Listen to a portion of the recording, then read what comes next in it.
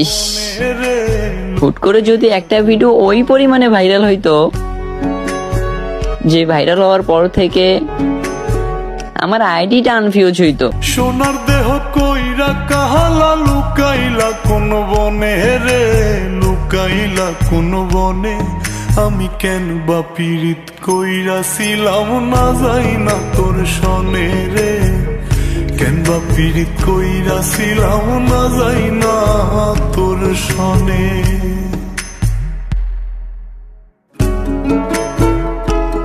লুকাইলা কোন বনে রে, লুকাইলা কোন বনে।